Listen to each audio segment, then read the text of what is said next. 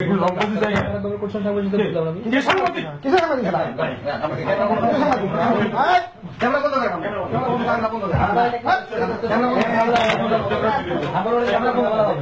আজকে সকালে 7টার দিকে পপুলারে যাই। তো যাওয়ার পরে আমার কিছু টেস্ট ছিল, ব্লাড টেস্ট, ইউরিন, যাই হোক অনেকগুলো টেস্ট ছিল। তো ওখানে যাওয়ার পরে আমি রিসেপশনে 4 জনকে দেখতে পাই। তো তাদের মাধ্যমেই চাওয়া আমার যে তারাই আমাকে বলে দেয় যে টেস্ট ওখানে গিয়ে করেন। তো আমি ব্লাড দেওয়ার পরে আমাকে ডক্টর বলল যে ইউরিন করতে। আমি ওদের টয়লেটে গেলাম।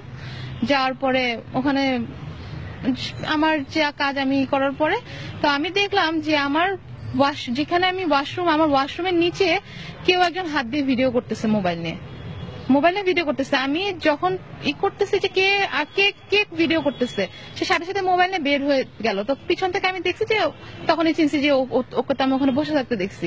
পরে যখন আমি ওকে ধরলাম, সে তো মোবাইল সাথে সাথে করে ফেলছে, লুকায় ফেলছে।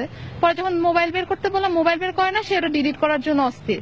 পরে তার মোবাইলটা আমি নিয়ে নেওয়ার পর হাসপাতালের অথরিটি সবাইকে ডাকি, জানাই। তো এখন হাসপাতালে পরে তারা বলে যে ওর পক্ষ থেকে অনেক কিছুই বলা শুরু করছে, কিন্তু আমি তো আর সেগুলো শুনবো না। কারণ আমি একজন বাংলাদেশের নাগরিক, আমি আমার অধিকার, আমি একজন নারী, সবচেয়ে বড় কথা আমি একজন নারী। হ্যাঁ, এইভাবে করে আমার আজকে এরকম করছে, আমি না হাতে নাতে ধরছি। এর আগেও না জানি কত মেয়ের করছে বা আরো করবে। এরকম মানুষকে যদি আপনারা নাই করেন, তা আমার এটাই আবেদন যে ওর ব্যাপারে কোনো বিচার হোক।